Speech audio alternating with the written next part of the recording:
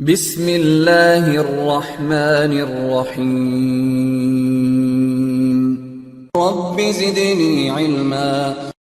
Now the last standard we'll try to understand is 802.11ax.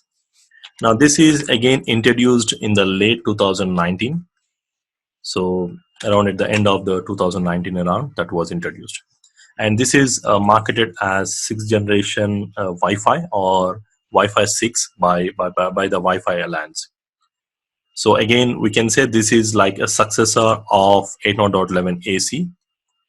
So whatever the standard we discussed previously, we can say it is kind of a next standard to that, a successor which offers better throughput, again 4 times more compared to the previous standard.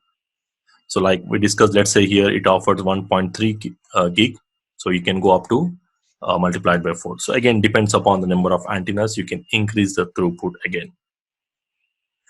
Now the frequency range, what they operate, again they still support 2.4 and 5 gigahertz frequency bands like the previous, we can say the previous standards what we discussed. Now they also support a new frequency range called 6 gigahertz. So it also supports the another standard over 6 gigahertz frequency band.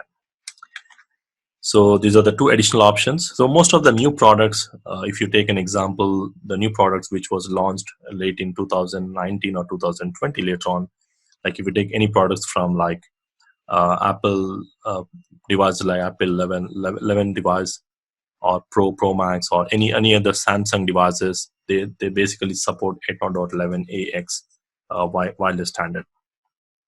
So even if you take any of the Cisco devices or any Juniper, Huawei, or these are the access point vendors, whatever the vendors, they have released any new products probably after 2019 or maybe in 2020, they do support this 802.11ac product. So this is the standard what they support, mostly the new devices. And again, this is specially designed for most of the high density public environments like in trains, stadiums, or airports where you need some high speed data throughput in general. So if you try to see all the standards, whatever we discussed, they all probably the way they work, the way they implement is exactly the same.